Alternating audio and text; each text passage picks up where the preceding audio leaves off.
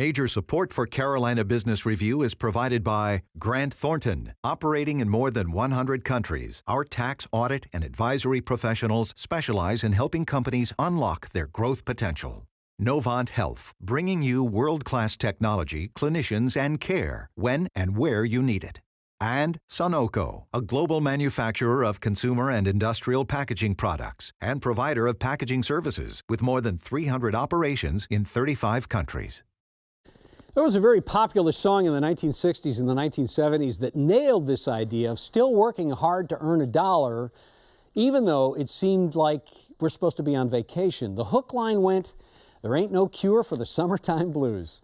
Welcome back, and thanks for supporting the most widely watched source of Carolina business and public policy, seen over 25 years now. We hope your summer has some chill time built in. We will check in with 2 statewide leaders and CBR regulars from areas like manufacturing and commerce. And later, the chief exec, whose organization's stated mission is to, and I quote, improve the human condition by turning knowledge into practice. We will take a deeper dive in that. Please stay with us. Gratefully acknowledging support by Blue Cross Blue Shield of South Carolina. Please visit us at southcarolinablues.com. The Duke Endowment, a private foundation enriching communities in the Carolinas through higher education, healthcare, rural churches, and children's services. Barings, a leading global asset management firm dedicated to meeting the evolving investment and capital needs of its clients. Learn more at barings.com. On this edition of Carolina Business Review, Christopher Chung from the Economic Development Partnership of North Carolina, Lewis Gossett of the South Carolina Manufacturers Alliance, and special guest Wayne Holden, Ph.D., President and CEO of RTI International.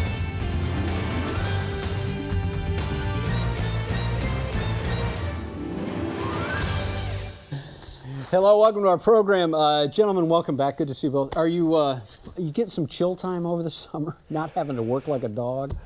Well, I wish I could have literal chill time. It's been pretty hot as of late, but no, it's been consistently busy throughout the summer. And work like a dog since you have this chocolate lab that clearly is an appendage of yours. More famous than I am. Yeah. I'm surprised you didn't have him instead of me. Well, thank you for that thought. We might chase that one down. Dempsey's no available. pun intended. So, let's talk about something, because really you'd think that the summertime in the Carolinas is really kind of the lazy, hazy, crazy days of summer to some degree.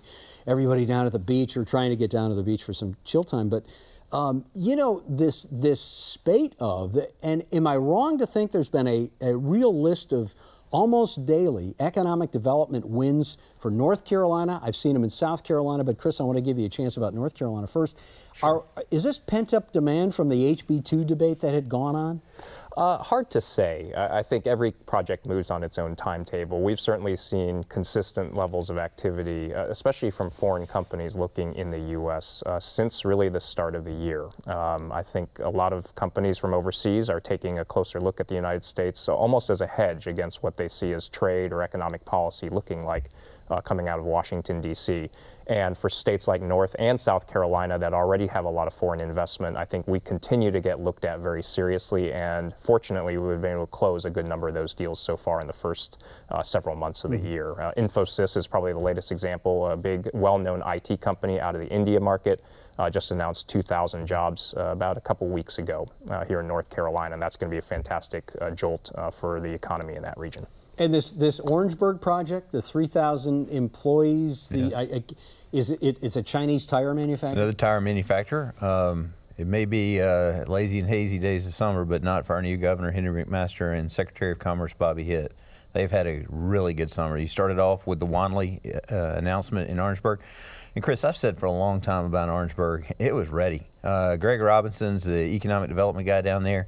He has put that county in the best position to land a project like this. Is that because of the I-26 widening, or is it centrally located? No, it's centrally located, and it's in great position. But what they have done in Orangeburg over the last few years, which I think is really a model for others, is to deal with the infrastructure, to get the industrial parks ready. I mean, these sites are pad ready.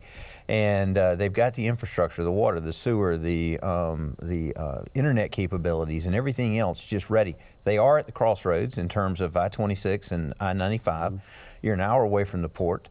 I mean, Orangeburg was ready. You've got one of the best technical colleges you'd want to have access to in terms of training workers, with a dynamic president in Walt Tobin. But you got Wantley. You just also had a very exciting announcement in Newberry, the Caterpillar facility that had closed. Samsung has announced, and that site is ready. And what's more, you've got a workforce around there that can do the skills, can be trained, and is ready to go. You know, is this about the economic cycle? And if the cycle turns soft or gets slow, would we see that this cascade of great economic development announcements, and I'd like you both to answer this, this cascade is going to slow down or stop? Is that a worry? Of course. I mean, our economy, every economy moves through cycles, right? And right now we're still in the strong part of the cycle, and as a result, consumer demand is still good, and companies are doing everything they can to meet that demand. So yes, I think most consensus forecasts indicate that maybe sometime in mid to late 18 may be where we see a natural softening of the cycle. In the meanwhile, that's not anything that any of us can control. Our job is to continue to serve and assist those companies that are taking a look in our states. And those examples, both Samsung and Wantley, as well as Infosys, all three are international companies, or companies headquartered overseas that have chosen to expand their U.S. footprint, which I think is bolstering a trend a lot of us are seeing at the state level. And for you, Lewis, and this is, of course, this is elementary for you, but for those of us that are watching this in South Carolina, this idea that the portfolio of manufacturing in South Carolina is heavy industry, of course, aerospace, automotive, is the bet that has turned out to be a good bet. Could that turn against South Carolina if there's a meaningful slowdown? Well, the good news is it's even more diverse than that. Specialty materials, advanced materials, composites, the things that are actually going into these bigger projects are also now being made in South Carolina. We've got a very healthy agribusiness manufacturing side as well. That's not the kind of thing you normally see slow down. Maybe on the housing side, but not otherwise. Another thing, Chris, that's happening in South Carolina, a nice dynamic, is plant utilization numbers are way up, way into the 90s. And is that a productivity number? Can you say that's a productivity number? Yes, you can, but it's also because of the pressure. The pressure on the companies to produce products, and the amount that they have to deliver, and the fact that they don't have as many people as they would like, or as they would have had prior to the Great Recession. So you see a lot of overtime. The number of hours worked is way up. It's past the point where you would have seen more hiring. It's just that they don't have the opportunity to hire like they would like to. The workforce issue across the country is very significant. It's a challenge, and it's probably the biggest thing we've got to overcome in order to keep the expansion going. I don't want to minimize that, because you're right, absolutely isn't. And we need to spend more time on discussing that. We've got about 2 minutes before we bring our guest out, and I want to come back to something you said, Lewis. Lewis brought up the idea of infrastructure. North Carolina Department of Transportation is now out actively talking in the public about the next transportation plan for the next 2 or 3 years. North Carolina under new Governor Cooper, seems to have dialed in what Governor McCrory put in place around a new, a funding formula. So it seems like North Carolina DOT has got some real momentum and a head of steam going here.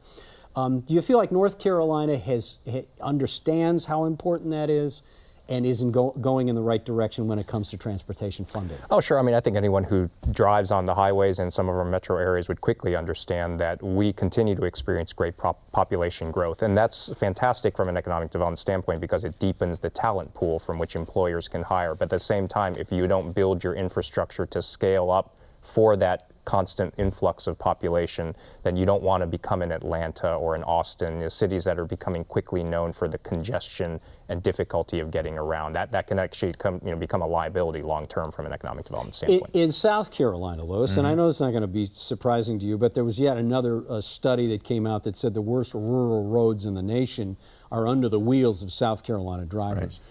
The gas tax has now made it through, and it looks like there's going to be some relief when it comes to funding roads through local gas taxes. Is that going to be enough? Does South Carolina understand the progressive nature of the degradation of these roads? Yes, we do, and I think it will be. You're going to see $600 to $700 million a year once it gets kicked in, and that old thing Is that about enough, though? Well, here's the way to look at it. The two biggest projects in the state right now, outside of an I-73 and 526 expansion, if they were to happen, are I-85 and 385 in Greenville, already funded, underway. Malfunction Junction in South Carolina, in Columbia, $1.2 billion, maybe $1.4 billion project, already funded last year. So the gas tax is not going to affect that. Also, that old principle about there's only so much water that can be in a pipe at one time, it's the capacity to build. If South Carolina got to $700 million today in a year, and the DOT was told to spend it, even under Christy Hall's leadership, you wouldn't get that done because they don't have the infrastructure yet to do it. So I think what you're going to see is you're going to see road building in South Carolina as long as any of us are thinking about roads. And I do think that it will go a long way towards the needs that South Carolina really has. Again, remember, paving every dirt road in the rural communities, and I'll probably make somebody mad about this, is not the priority. It's interstate, at least for manufacturing, it's interstate capacity. It's making sure the roads and the bridges are adequate and repaired and maintained. The $600 to $700 million is going to have a big impact. But South Carolina will not spend all that money anytime soon. Do you think, just in about 20 seconds, do you think the Grand Strand is ever going to get that promised interstate? If there's a more committed group of people on the planet to something, I don't know who they are. But they're making progress. Yeah. They've seen permitting and they've seen some other things, and I wouldn't bet against them. Yeah, okay. Thank you, gentlemen, for the insight, as always. We're going to bring our guest on in just a moment. Next week on this program, his name is Ashton Poole. Ashton leads Triangle Capital Corporation. They are, of course, in the Triangle of North Carolina, but they're what's called a business development corp, and they fund, invest, and loan companies in the middle market capital. And they take a big position. We will talk to Ashton Poole next week about all of those things. And then, as Lewis talked about earlier, this idea that workforce development is important, if not the most important issue, we will spend some time on an apprenticeship program and what that means to developing the next group of talent. Our guest leads an organization whose stated mission is, and I quoted this before and I want to quote it again because it's meaningful, quote, to improve the human condition. Wow. Given that implication, where do you start? And how do they break down what is a priority and what isn't? And what is a dependable method to evaluate their results and their successes, et cetera, et cetera. Joining us again is RTI International President and Chief Executive Officer, Dr. Wayne Holden. Mr. President, welcome. Good to see you again. Thank you. Wayne, let's talk about that. To improve the human condition, that is a... you could say it's a mile wide, but is it a mile deep? And Wayne, how do you prioritize? And well, let me just ask you, what does that mean? Well, what it means is we're really very much a content-driven and mission-driven organization. What we try to focus on are the big problems in the world and figuring out what those big problems are and then trying to find sources of funding that can help us to come up with solutions to those problems. A great example would be neglected tropical diseases, affect up to 1 billion people in the world. We've been involved in a program for the last 10 years that's delivered 1.3 billion doses of medication to several hundred million people around the world to treat neglected tropical diseases. Another example is early grade literacy around the world. We currently have programs serving about 40 million kids around the world in the developing countries primarily, focused on helping them to learn how to read. So, the second question is, I was going to ask you this later on in the program, but you give me an opportunity here.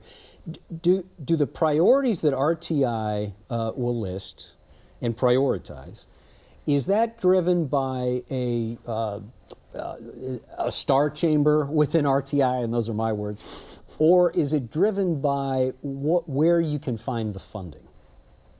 Well, it's driven by some very talented frontline staff who are very much interested in the issues and very much adept at trying to identify what we need to be doing and what the problems are, what the solutions are. Obviously, the practicalities are you can't do anything without resources.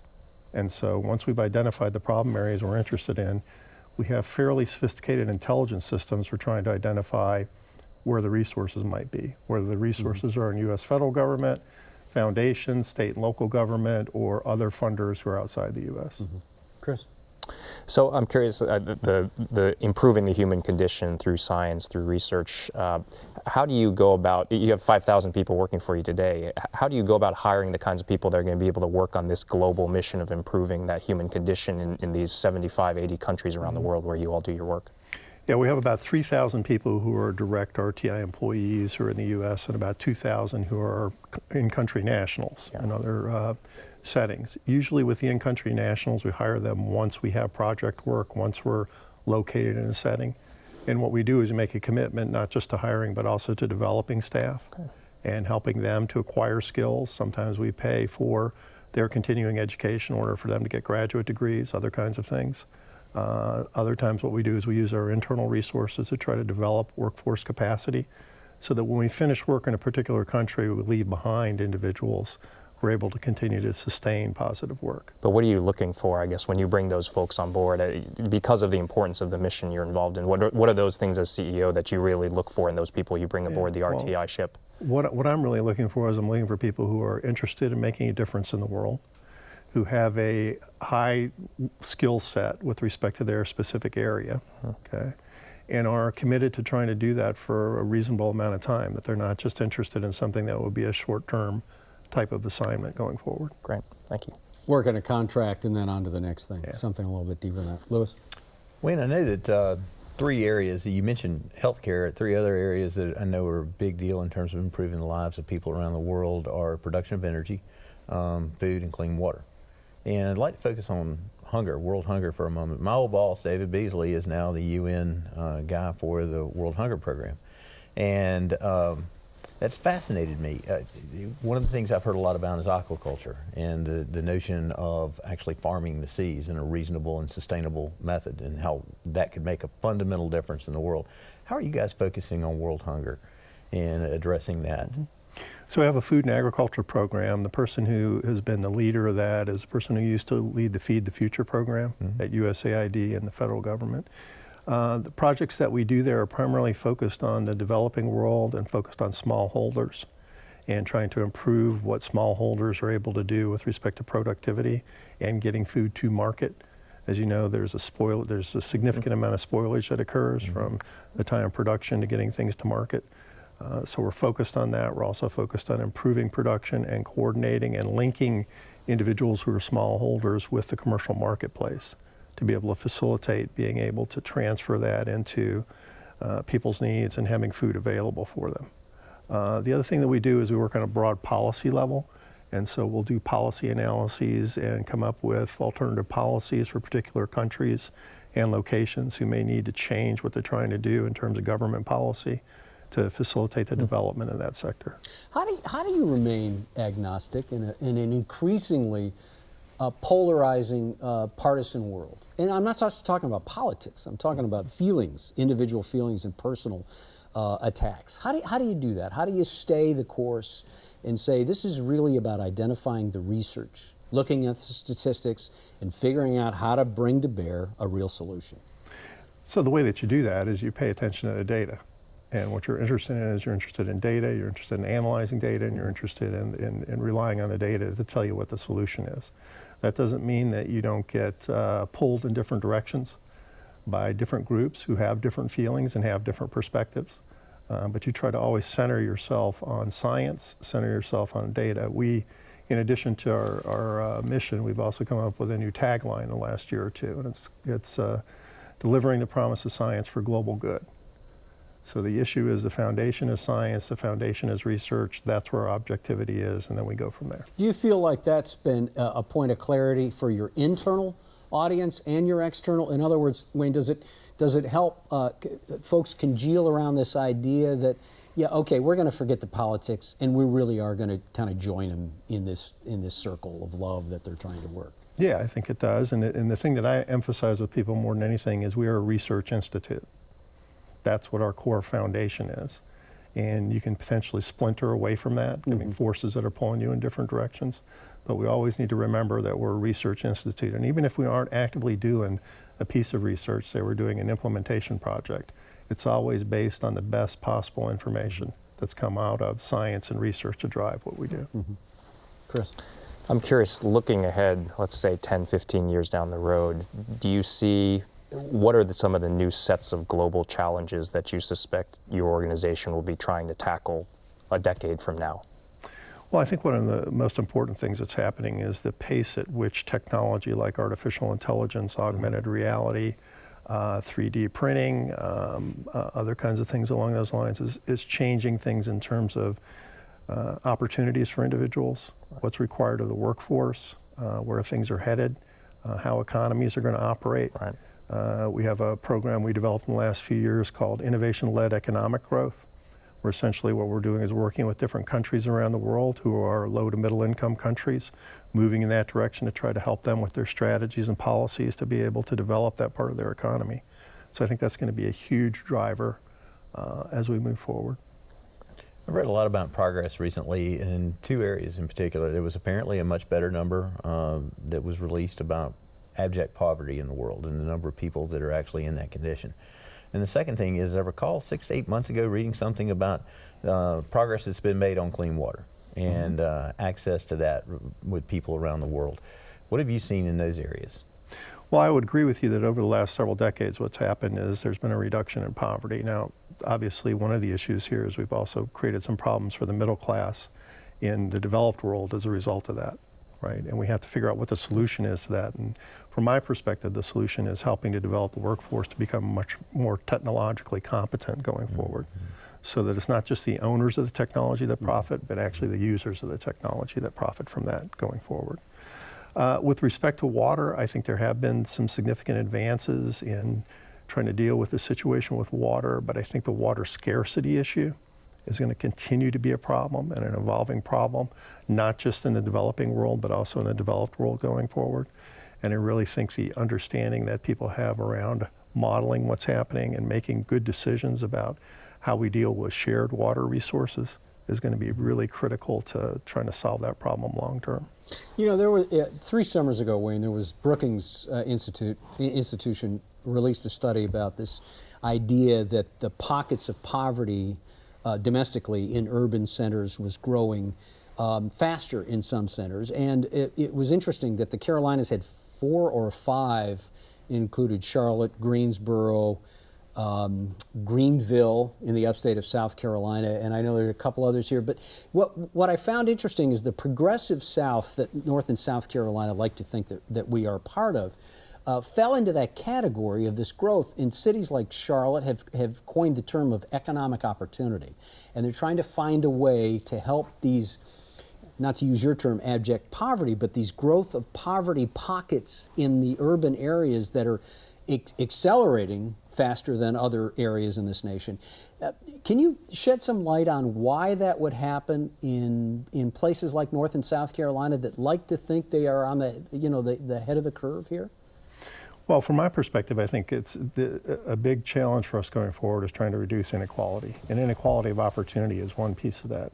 Another issue with respect to that is education and inequality with respect to access to a good education going forward. Mm-hmm. And I think there are policies that we put in place that have continued to create problems for us with respect to supporting inequality rather than breaking down barriers around inequality. And I really think that's the solution of thinking about it. What are the things that create access barriers for populations in terms of being able to have equal access mm-hmm. to the opportunities that are available so that it's a level playing field for everybody going forward. Mm-hmm. Chris? We got about 2 minutes. Oh, sure, absolutely. So thoughts on science education, especially here in the United States. I mean, we often hear, and I'm sure Lewis hears mm-hmm. this as well, but hiring in fields that require science, technology, engineering, math continues to be something that we can be better at as a country as a whole. What are some of the things that you're all doing to spur some of that here in the United States? Well, we're actively involved in STEM initiatives mm-hmm. At many different levels with respect to evaluating those initiatives, trying to help people with respect to policy around those. We're actually very much involved in the local community in the Triangle, and so we mm-hmm. have liaison with a number of STEM initiatives and are working with students directly around that. I think the challenge is in the United States is we have arguably the best university system in the world. We mm-hmm. certainly have the highest level universities. The challenge going forward, I think, is promoting that type of education in science, technology, engineering, and math earlier in your experience in elementary school and middle school and high school, and doing a really good job of providing that across the board to individuals, because not everyone is going to have access to higher education. But they do need to be literate in technology and engineering and math concepts as the world continues to evolve, and those particular skill sets become more and more important at multiple levels of employment. So I think it's a really important time for us to think broadly about education systems and figure out what we can do to promote that. Absolutely. Wayne, thank you. I wish we had more time to talk. We didn't even talk to you about redevelopment of Research Triangle Park. You've got a new building that you put a major stake in the ground. I hope you'll come back. Maybe Sure, sooner than the last time we invited you 4 or 5 years ago. Yeah, thank you. Yeah, sequestration, that was the last time. Thank you. Good to see you again, Wayne. Thank you. Thanks. Lewis, good to see you Yes, as sir. always. Good Happy to be summer. here. Yeah, hope you get Same down to to you. the beach. Chris? Thanks Good for to having see me, as always. Thank you. Until next week, I'm Chris William. Good night. Major funding for Carolina Business Review was provided by the Duke Endowment, Barings, Grant Thornton, Novant Health, Sunoco, Blue Cross Blue Shield of South Carolina, and by viewers like you. Thank you. Promotional consideration provided by Business North Carolina Magazine. For more information, visit carolinabusinessreview.org.